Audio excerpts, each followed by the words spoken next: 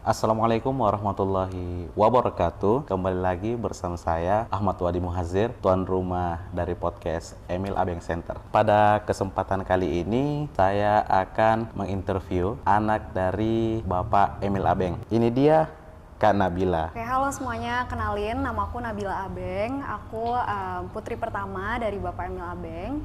Umurku 26 tahun. Dan ya, makasih udah di-invite hari ini untuk ngobrol-ngobrol. Kita mulai ngobrol dulu untuk mengenal dekat dari Kak Nabila ini. Untuk sehari-harinya Kak Nabila. Sehari-hari aku kerja. Yeah. Aku sekarang kerja buat perusahaan logistik di Indonesia. Oke. Tapi selain itu kalau misalnya di rumah gitu biasanya aku main sama adik aku, ngobrol-ngobrol sama ayah, sama adik, main sama kucing biasanya. Suka main instrumen juga gitu. Kak Nabila masuk di dunia profesional. Itu emang passionnya Kak Nabila itu? Iya, kayaknya memang dari awal gitu kan, dari kecil ngelihat Dato, ngelihat ayah gitu.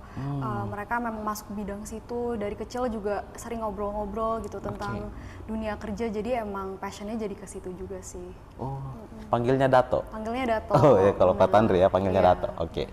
Nah, kalau hobi tadi sempat disinggung ya, main instrumen musik. Betul. Sama dengan Daddy ya? Iya benar, jadi emang dari kecil juga kan ayah dari dulu bisa main gitar, bisa main piano gitu. Jadi pas masih kecil juga sering les gitu, terus lama-lama ya jadi hobi aja gitu. Suka bikin-bikin musik sama adik juga, kita sering main gitu. Alat musiknya?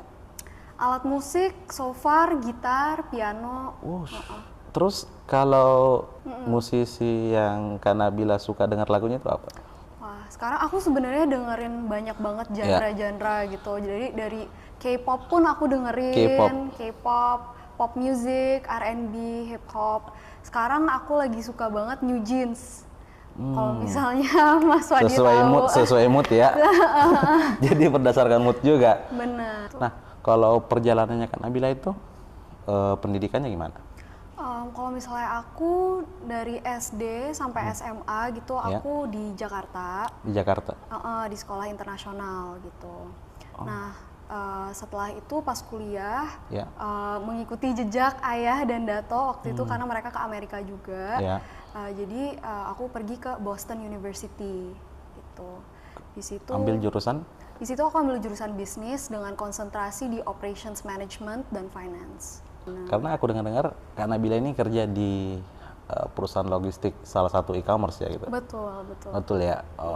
Dunia kerja ya. Nah, untuk mengimbangi itu masuk ke ranah produktivitas, karena ketika masuk di dunia kerja sudah berkurang tuh waktu main dengan teman-teman. Bagaimana pandangan Kak Nabila dan perasaan Kak Nabila berada di kondisi saat ini gitu? Kayaknya yang paling penting buat aku tuh pertama untuk understand motivasi aku tuh sebenarnya apa sih untuk kerja gitu. Jadi kalau misalnya aku ngerti aku mau achieve apa gitu, jadi aku bisa lebih giat untuk mencapai goals aku seperti itu. Emang aku juga dari kecil diajarin harus disiplin, understand priority kamu tuh seperti apa gitu. Sampai sekarang aku bisa balance sih untuk ngerti kayak aku mau achieve ini, apa yang harus aku lakukan. Maybe ada beberapa hal yang emang harus aku sacrifice gitu, kayak mungkin waktu kerja itu bisa sampai lama banget gitu. Tapi kalau misalnya emang melakukan itu membantu aku untuk reach my goals, dan ya itu sesuatu yang emang harus dijalanin aja gitu. Karena kalau saya melihat spiritnya Datonya Kak Nabila ya, jadi saya sempat tanya tuh, dia kasih pesan seperti ini, keberhasilan itu akan memunculkan keberhasilan berikutnya. Karena kita sudah menemukan keberhasilan itu, maka kita akan terpacu lagi untuk mengambil keberhasilan berikutnya. Betul. Nah, seperti yang disampaikan tadi sama Kak Nabila terkait motivasinya. Jadi kalau standar-standar pencapaian sebenarnya yang mau Kak Nabila capai itu apa sih itu? Apakah harus melampaui ayah gitu, atau harus melampaui Dato gitu? Nah, itu yang mungkin saya mau tanyakan ke Kak Nabila. Oke, secara garis besar motivasi aku sebenarnya untuk make an impact aja sih dalam pekerjaan-pekerjaan yang aku lakukan gitu. Whether itu impact untuk society atau impact misalnya untuk tim yang aku lead, seperti itu sih. Jadi pengen ngerasa ada achievement kayak ini aku telah membuat perbedaan gitu yang baik.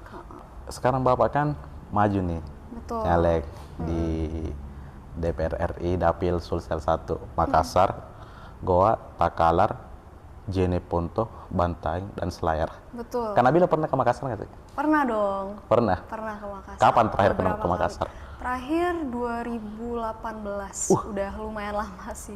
Yeah. Baru masuk kuliah tuh aku. Dari 18 baru masuk kuliah.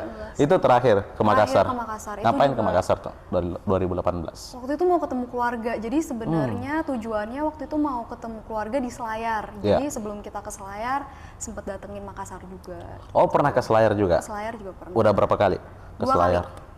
Dua kali ke Selayar. Dua kali ke Selayar. Mungkin karena kesibukan di Jakarta ya. Iya. Jadi mengunjungi kampung halaman Dato baru 2 kali ya. Baru 2 kali benar. Biasanya kan kalau setiap Lebaran tuh pulang kampung ya kan, orang-orang mudik dan sebagainya. Ini di Jakarta aja ya. Di Jakarta iya. Karena ibu kan Batak bener, juga ya. Oke. Tapi kalau misalnya ada kesempatan lagi pengen banget sih ke pengen Selayar banget lagi ya, ke Selayar lagi ya. Iya. Tapi menurut Kak Nabila nyaman gak sih di Makassar tuh? Oh nyaman kok, Makassar udah oke banget sih. Kalau ke Makassar sukanya makan apa itu? Coto Makassar pastinya. Coto Makassar, coto Nusantara ya? Iya benar, selalu dibawa ke situ. Selalu dibawa ke coto Nusantara ya? Kalau saya melihat Bapak untuk menorehkan seluruh tenaganya ya, dan pikirannya itu betul-betul sebuah ketulusan, memberikan manfaat, menghibahkan tenaga dan pikirannya untuk masyarakat. Karena kemarin tuh saya sempat ikut juga sosialisasi dari kabupaten lain. Bayangin aja, ke Bantaeng gitu ada sekitar 3 jam, belum macetnya, cuaca buruknya. Betul. Balik lagi ke Makassar, balik lagi ke Kabupaten Goa, ke dataran tinggi lagi dengan kondisi perjalanan itu 2 jam. Dan kalau kita mau melihat ya, dengan usianya Bapak sudah 50 tahunan itu semangatnya mungkin yang mendorong tenaga fisik dan pikiran lebih fresh untuk bisa bertemu dengan masyarakat. Kalau Kak Nabila melihat Bapak ya, cocok gak sih emang jadi nyalek gitu? Cocok banget. Kemarin kan juga 2009 juga sempat jadi DPR RI ya. Aku juga bisa ngelihat ayah memang kayaknya passionnya ada di situ gitu. Iya, dari kemarin juga pas ayah lagi sosialisasi tuh pindah-pindah dari satu kabupaten ke kabupaten lainnya, aku juga suka nelponin ayah kan. Ayah cerita-cerita dong gimana sosialisasinya, dan kayaknya ayah juga maksudnya termotivasi, happy gitu ketemu orang-orang. Dan cerita-cerita juga keluh kesah biasanya ada apa aja gitu. Bapak sering cerita tuh bahwa beliau selalu izin dulu ke anaknya waktu mau masuk ke politik lagi, karena di 2009 itu Bapak betul-betul melepas pekerjaan lainnya, hanya fokus di politik. Tuh, fokus di DPR RI. Terus di 2014 kembali ke Jakarta gitu, mengurus perusahaan, dekat lagi dengan keluarga. Itu salah satu hikmah yang Bapak dapatkan, bahwa beliau harus lebih dekat lagi, mendampingi tumbuh dewasanya anak-anaknya gitu. Kalau di mata Kak Nabila, Bapak itu di keluarga seperti apa? Ada nggak keunikan gitu, suatu keunikan atau suatu hal yang harus mungkin orang-orang ikuti gitu, orang teladani dari kesehariannya atau mungkin aktivitas gitu? Ada nggak Kak? Figur ayah sejak aku masih kecil gitu ya, dia emang panutan banget sih gitu. Maksudnya dari kecil juga kita selalu diajarin sama ayah, kita harus disiplin dalam belajar, ramah dan selalu polite and be humble gitu with the people that we come across gitu. Itu yang selalu dibawa sama ayah sih. Dia selalu emphasize kebersamaan gitu, kebersamaan dengan sesama di keluarga gitu, dengan teman-teman dekat juga itu kita harus selalu baik gitu. Kebersamaan itu selalu di-emphasize karena kita juga kan keluarganya kecil, jadi yang di Jakarta ya. Jadi makanya kita harus selalu support lah, saling support each other gitu. Harapan Kak Nabila itu apa kayak kalau duduk di DPR RI? Jika mendapatkan tempat ya di DPR RI itu, ingat tujuan ayah itu untuk masuk DPR RI itu sebenarnya buat apa? Selalu respectful dengan semua orang, selalu jujur dan adil. Iya sih, itu aja. Seharusnya di Sulawesi Selatan itu melakukan pengembangan pemuda itu seperti apa? Apakah mulai dari personality atau mungkin generalnya secara keseluruhan gitu yang harus mungkin diperbaiki itu seperti apa? Kalau menurut Kak Nabila aja nih. Kalau menurut aku mungkin dari masing-masing orang gitu ya, diri sendiri harus kita coba reflect dulu sebenarnya kita tuh sukanya apa sih? Kita tuh passionate-nya tentang apa sih gitu. Nah, setelah kita udah identifikasi itu passion kita apa, dan kita mencoba untuk membangun skill set yang mungkin bisa membantu kita dalam area yang kita passionate itu. Gitu. Jadi setelah kita bangun skill set kita, setelah kita understand, oh ini strength aku gitu, oh ini weakness aku, gimana caranya aku bisa develop diri sendiri, dan kedepannya akan lebih gampang gitu. Targeted untuk aku tuh sebenarnya nyari apa sih, aku mau masuk karir mana sih. Kalau misalnya anak-anak muda ya untuk mau baru masuk kerja nih misalnya, menurut aku itu very important to understand what are your strengths and what are your weaknesses. Understand gimana cara mengembangkan diri juga dari weaknesses yang sudah diidentifikasi. Jangan pantang menyerah juga. Failure is not the end gitu. Jadi jangan ngelihat failure sebagai hal yang oh ini udah berakhir semuanya. Tapi selalu harus ada growth mindset, melihatnya sebagai challenge. Bukan sebagai failure. Bukan kayak fixed mindset ya. Iya, benar. Karena growth mindset itu betul-betul orang-orang yang mau berkembang. Gitu. Udah dibuktikan juga sama sebenarnya Kak Nabila gitu. Sesuai dengan jurusannya, dia mau memanfaatkan kompetensi dan juga bakatnya sebenarnya di mana gitu. Dan itu bukan di perusahaan Bapak ya? Bukan ya? Memilih sendiri untuk lari ke tempat lain gitu. Biar dicari experience-nya dulu gitu di luar kayak gimana. Oke. Ada disclaimer nggak? Misalnya orang bilang gini, lah dia kan cucu menteri, wajar aja langsung dapat kerja dan sebagainya. Ada nggak sangkalan untuk itu? Atau mungkin betul-betul hal yang perlu disampaikan ke pemirsa? Maksudnya beberapa orang mungkin bisa mikir kayak gitu. Dan emang aku ada privilege gitu ya, dari kecil emang bisa sekolahnya bagus gitu. Dididiknya juga maksudnya secara disiplin dan lain-lain. Cuman I think in terms of masuk ke dunia kerja gitu, itu kan juga pakai skill set aku sendiri ya. Maksudnya nggak mungkin dong aku bisa berkembang hanya dengan nama doang. Hanya dengan nama doang, betul. Kerja keras sendiri gitu, karena disiplin aku. Masuk kerja tahun? 2019. Iya, jadi setelah aku lulus kuliah di Boston, balik ke Jakarta, masuk perusahaan manajemen consulting dulu buat 2 tahun. Setelah itu sekarang udah 2 tahun di perusahaan logistik di Indonesia. Ada nggak sih tantangan tertentu di dunia kerja yang Kak Nabila rasakan? Tantangan-tantangan dalam dunia kerja yang Kak Nabila mungkin harus share?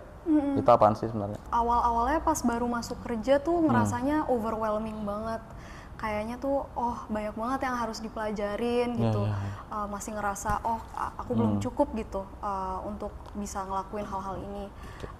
Waktu itu juga pas baru masuk manajemen consulting itu kerjaannya lumayan berat, banyak banget, kadang-kadang suka pulang malam. Tapi I think setelah melewati itu yang aku pelajari adalah prioritization. Jadi kayak understanding yang mana yang penting dan yang mana yang bisa dikerjakan duluan gitu. Karena ada yang namanya Pareto Principle. Jadi 80% dari impact kita itu berasal dari 20% dari effort kita. Jadi itu hal yang aku pelajarin juga. Jadi prioritization menurut aku pas pertama kali mulai kerja tuh penting banget gitu. Biar aku juga nggak terlalu burn out atau biar kayak aku juga bisa tidur gitu. Biar kerja weekend seperti itu. Ada nggak sih mungkin untuk closing quotes yang mungkin bisa disampaikan ke teman-teman atau apapun penjelasan mungkin yang bisa menginspirasi ataupun mengedukasi itu? Mungkin pesan aku bagi jadi 3. Oke. Yang pertama, mulai dari diri sendiri, understand what is your passion and motivation, dan mulai bergerak dari sana. Yang kedua, jangan ngelihat challenges sebagai hal yang buruk, tapi ngelihat itu sebagai opportunity untuk kalian untuk terus berkembang. Dan ketiga, always punya growth mindset gitu. Jadi jangan pantang menyerah, selalu bisa coba biar bisa adaptasi di segala situasi. Dan ya semoga kalian semua terus semangat. Oke deh. Thank you Kak Nabila. Terima kasih banyak atas kesempatannya. Sekali lagi mohon maaf jika mungkin saya ada salah kata ya ke Kak Nabila. Sama-sama. Thank you Kak Nabila atas kesempatannya. Sekali lagi saya mengucapkan banyak terima kasih, berkali-kali terima kasih. Mungkin sekian teman-teman untuk ngobrol santai kita pada kesempatan kali ini, di episode kali ini. Jangan lupa like, comment, and subscribe.